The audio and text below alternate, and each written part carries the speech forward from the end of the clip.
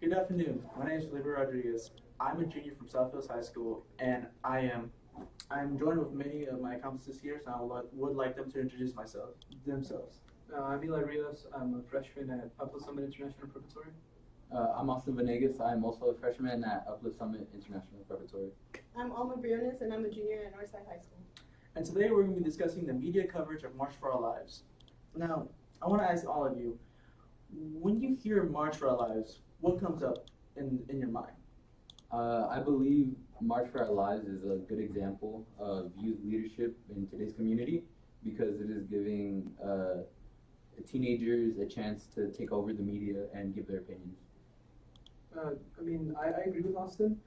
I believe that it was a very great way of, us as teenagers, as people in high school, to come together really for one cause and for, more safety in the school system. Yeah, I agree with both of them. It is a very good way to unify the entire teenage population, given that sometimes we're seen as immature and that we don't do much. What this movement causes is that it gives us a more positive image to what we have a liability to do. Yeah, in my own opinion, I think March for Our Lives is a step up from what adults cannot do, and it is left for us as teenagers to do the handiwork to make this society a better place and a better world for all of us to live and prosper in. Now, how is this new leadership that is rising up making a change as of now? And this is for everyone to answer. I believe it was doing pretty well. The tragedy that happened yesterday, I have all of the students in my prayers, but I think it was doing very well until then, up until then, but I feel like we could have done more to help prevent what happened yesterday at Houston. How could we do more? I feel like we could have more, we could try to have more change, more with more marches. We could try to talk to politicians more. We need to get out there. I feel like that's just we need to step up from what we started. I feel like March for Our Lives was the foundation to where we can grow as a community. I agree with Eli. I think March for Our Lives was a really good step forward, but after what happened yesterday, they have been set back pretty highly, and now they need to do more to encourage how we shouldn't be letting things like this happen so often. I second both of their opinions. It's really a travesty what happened yesterday, and this goes to show that even though people strive hard to create a change, there are certain factors that push back, and with those factors comes the need to adapt and create an even greater message for those out there. Yes, it's a true tragedy about what happened yesterday, and we'll never forget those students and teachers that lost their lives. But we rise from those terrible things and we become stronger at the end of the day. It is up to us to make this once a place that was meant for education and safety is now a place of fear and the possibility of something bad happening. And now this new youth leadership will make a change hopefully in the near future, and we'll get those adults in government or near our houses to finally say it is time to make it. It is time to do something that has never been done before.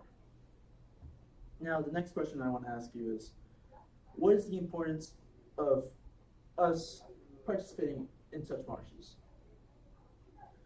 Well, I feel it's very important that we participate in marches and we participate in the community. I think the image that we have as teenagers is we're lazy and we don't do much. And I feel like right now it is our time to shine, to show that we can change, that we can do the things that the politicians, that the other people fail to do. Now, I do feel like to an extent we should talk more. We should move as a community, but I feel like we should also have a background knowledge of what's going on. We shouldn't just talk to talk. We should have background knowledge, and we should have facts to back up what we're saying. We should have facts to to be able to convince the politicians and the leaders that we know that what we're doing and that we're serious about change. So you said we should have background knowledge. Yeah. Should there be a certain time for us to set aside about all the stuff we're doing, let's say sports, homework, and focused on like issues about what's going on in this country? I feel like that would be a great thing to do in schools. So instead of just having like a day where we have sports, I think we should have a day in schools. Now this is just my idea, but I think we should have a day in schools where we try to bring people together and talk about really mental health. I know still schools right now try to do it with programs about bullying, programs about drugs, but like just PSAs. But I feel like that's not enough, and I feel like we should try to really help the social system in the school, because there's a lot of bullying that goes on. There's a lot of ostracizing that goes on in the school system, and I feel like we should try to get more people involved in involving other people into their friend groups, so we can at least try to mitigate and reduce the tragedies that happen at schools like in Florida and in Houston. I agree with Eli. I feel like we should focus more on the mental health of our students and focus less on sports and other out-of-school activities. And I feel like the media isn't helping us with this, because the media doesn't portray the March for Our Lives as much as they portray other things, even though the March for Our Lives can be very important to our community. Yeah, it's a huge struggle to see the fact that the schools focus on something that's not necessarily important as what's going on in the real world. They downplay things that in reality have a huge impact on the future generations to come. And the fact that they downplay it often leads to negative consequences. Yeah, and next question I want to ask is, does the media portray March for Our Lives in a negative light or in a positive way? Because lately, the media is like, well, this is a thing that's happening, but why should we care about it? Well, the media, it's very difficult to answer that question, at least for me, because on one side the media portrays the lead activists as as these leaders, as these great people like Emma Gonzalez, like David Hogg, and on the other side there's two sides to this, right? So there's the side that supports March for Our Lives and what their cause is, and there's a side that doesn't, and it's difficult to explain, because so on one side everybody's all for it and the media really pushes for them and they're always on air, and on the other side people just don't want to hear them anymore. So I feel like the media could do a better job at explaining what their cause is, because I feel like a lot of people are confused and they don't really understand what March for Our Lives is they're really doing. So I feel like the media could do a better job at explaining what they do, like going in depth as to what they're saying. And also the media's like, they didn't grow up in a time that we're living now, so they're just thinking like it's something that they don't really have a good grasp on. And I agree with you about not understanding what's going on right now. And I think the media should have extensive background knowledge about these type of events that happen, and because if they're going to spot out some fake facts about this great event and what Good Causes is doing, then they're part of the problem. I agree, because if the media doesn't give the whole story and they're just showing what the activists want people to hear, then it's not really giving the community an idea of what the March for Our Lives is really doing. Yeah, what the media is out there to do is to portray exactly what's going on. The fact that they shield out certain facts, certain aspects of what's going on, it kind of makes the public not have a clear picture of what's going on. And without that clear picture, then what happens is that everyone takes it as a joke. And it's not, There are some news outlets that have, in a sense, acknowledged that it's a good movement, but there are others that downplay it, and that shouldn't be happening. Also, who watches the news in here?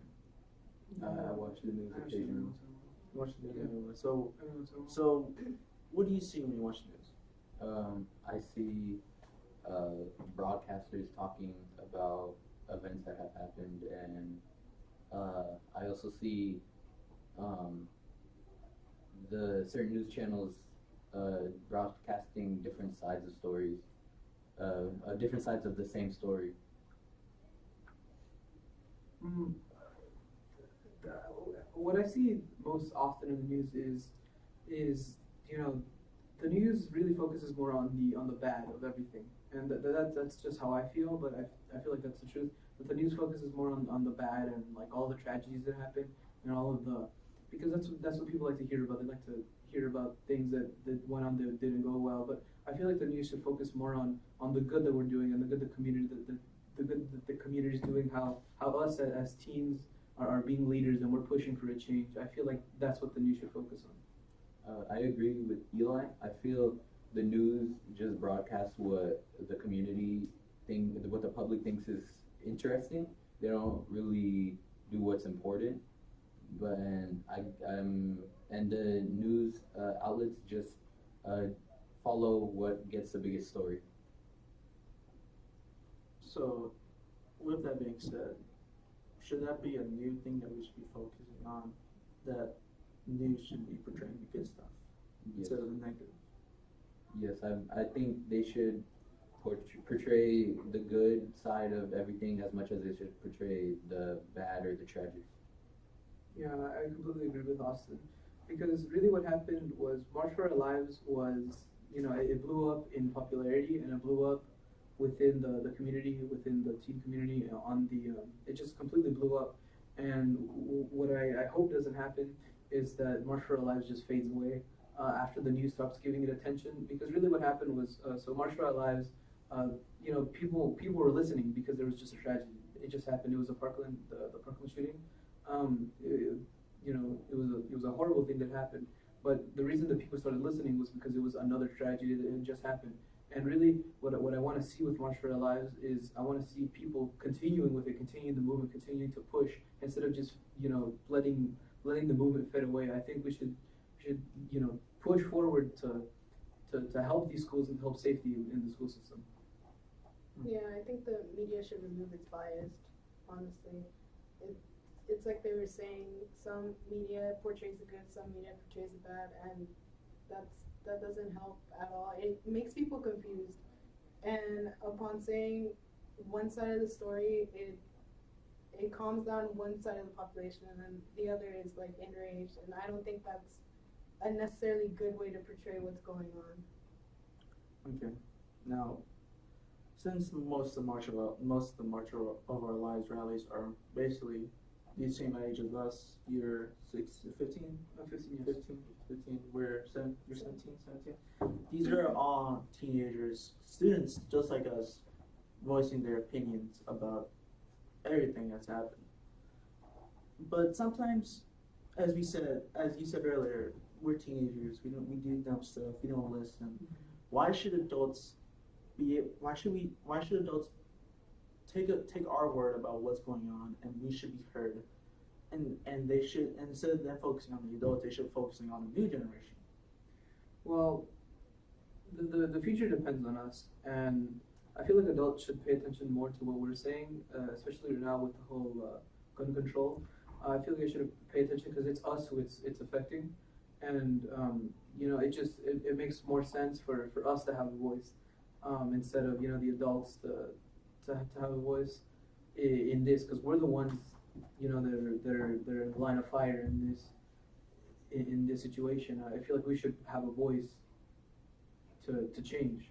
So I agree with Eli because I feel like teenagers are prime suspects, and like we know what's going on because we're the ones who can relate the most, considering all these tragedies that are happening and all these movements that are happening. People are our age, so if anybody can relate closest to them, it is us. And so, how can adults relate to us the same level as us? Like, can the adults like talk to their like kids about how their school is going, how they feel, or do they just go to communities like community centers and see like the future generations do what they do for fun, how they're supposed to live life as a child or a teenager? I mean, I think adults can relate to us, but I don't think they can relate to us to the same extent for what's going on right now. Because right now, a lot of teenagers are living in fear, and there's a lot more factors that play into that play into than whenever back in those times. So one of the huge factors is social media. So right now we have the outlet of social media to speak out and to speak for change. Back then they didn't have that outlet. We have a lot of different things that we can use to our advantage that they just couldn't use. So I feel like they can relate to some extent, but times have changed. I agree with Eli because I feel social media is our first responder. It's like where we go to first to talk about a situation that has happened, and because with social media, people are able to react immediately. They don't have to wait. How people used to wait. They would have to broadcast things on TV. Nowadays, you can check your phones in seconds. Like with the tragedy at Santa Fe High School, people were coming up with rallies not even hours after it had happened. Yeah, speaking of social media, when that tragedy happened yesterday, I got that notification on my phone immediately talking about what happened yesterday. I was just like fascinated by I would have to, when I was like elementary, middle school, and I have to go home and watch the news to see what happened. But now this future generation, we get it immediately. And do you think social media is gonna be the new forms of media, or we're still gonna have the old-fashioned media where people will be tell news anchors we're us being positioned right now are gonna be talking to a camera and talking to the people, explaining what happened. Do you think that's still gonna be around to this day? I believe that eventually, being a news anchor will not be a job anymore. I feel like they're just gonna have social media outlets where people are gonna hear notifications off of news channels and apps, and because it's faster to get to people than having for them to wait to watch a news anchor talk about the current event. I kind of disagree with that. I feel like news anchors are still going to be very prevalent in the future, but I think that on the television it's not going to be it's still going to be there for people that watch it on TV, but it's going to be more prevalent on your phone. So because people like to listen to other people talk, they'd rather listen to someone give the message than read it themselves. So I feel like the news will advance to where you get videos on your phone and you get to see what's going on. But there still will be news anchors in the future. Yeah, I agree with Eli. Though we live in a technologically advanced society, there's still people that are going to be wanting to hear it from another person and not directly themselves. It's the aspect of the fear that they feel that if they read it, then it's going to become more real. It's that kind of thing. So there's still going to be news anchors, but the means by which the information spreads might get more advanced. That's good. Now, so we all heard the news about what happened yesterday. Obviously, we talked about it right now. How did it make you feel to hear another one that happened? This is I saw a statistic yesterday. At least 2018 alone, I saw statistics. There's been at least 1 week of school shooting. Yeah, and I was like, wow. I was just kind of fumbled. I was kind of grasping the idea, but we are constantly having this idea about this can happen at any moment. It's scary because it happens very often. It actually happened to us, but it wasn't as tragic as there was no shooter. No. There was no shooter, but there was still threats made. So I feel like this is an everyday thing, in a world we live in. This is a world we live in, and that it's very scary that this could happen at any moment in time. Yeah, it's very scary that the people have gone from, just going up to someone and saying what they feel to just enacting harm on everyone around them. it's very scary to see how people have changed over time, and now that it's a common thing to see now, it's really, it makes you think. Yeah. My dad was talking to me yesterday about that, and he says that what makes a person fundamentally go through their mind and say, I'm gonna do this thing. And I was thinking, I was like, it's not that it's a person. They're making the mental choice of doing this horrible thing, and we as students should be able to prevent something by having talks. Because lately, because we mentioned it, mental health is being starting to brought up in schools. Yeah. But should we focus more on that? I think these tragedies are caused by a variety of different a variety of different causes, right? So on one hand we have the news and our culture. Well, I wouldn't say culture, but our surroundings. I feel like we've become sort of desensitized to school shootings at this point because of the vast amount that we have.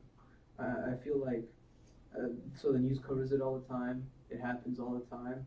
More kids are feeling more encouraged. That's what they can do. They can cause a lot of harm to the people around them. I think mental health is also a huge role. People that do that are not.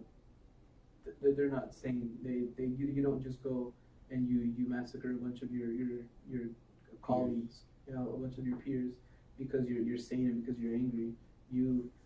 There has to be something wrong with you. Another aspect has to be parenting. I think parenting plays a huge role in this because if there's an absence of a parent, if there's an absence of love and care, I don't think a person who was nourished would go out and do such a horrible thing. I think that another huge role is the kids at school, and I feel like we as teenagers could be striving for a change, not just in rallies and not just in what we're doing, but I feel like we should try to include everybody and not ostracize anybody, not exclude anybody. I feel like if we allow more people to be in our friend group, if we're more friendly, we can reduce the amount of tragedies greatly. Yeah, I do think there should be somewhat of an emphasis or a bigger emphasis than what's already there on mental health, because some of the students, there are things that people can do that can stop these things from happening, but probably what they feel is that no one will listen to them, and that's one of the factors that contributes to it. They have an absence of someone who will listen to them, and so they take it into their own hands. But it's always there mentally, So I think there should be a bigger emphasis on mental health at schools, just so that there can be a decrease in what's going on now. Yeah, I agree. We as students have not done such a good job of focusing on mental health and all that. But we should get bigger people to let's say Governor Greg Abbott should have a PSA saying that mental health is a serious issue, and there are some people that need that help. And so going back to media, should media focus on mental health too? I think it should, since it's one of the major factors attributing to teenagers nowadays. It should have a focus on mental health, because that's where teenagers spend most of their time. And if they get awareness on what's going on to people through their mental health, then maybe something can be done about everything that's going on. I feel like the media should have a bigger emphasis on mental health. I mean, we already do it right now, but I think we should have a bigger push towards mental health. And I think but like I said earlier, I think we should try to teach kids to be more open and more welcoming to other people. I feel like that's a huge cause, is feeling like you're on your own and feeling like there's no other thing to do. I think it's a huge factor into people that do these things. I agree. I feel like the media should really categorize mental health and helping people with mental health as a major factor in problems causing and things causing problems like this in our society right now. Well, I'm glad that we had the discussion about the March for Our Lives and media and how we can do something as a change for the better for our future. My name is Silvio Rodriguez, and I'm glad that you could listen to us. Thank you.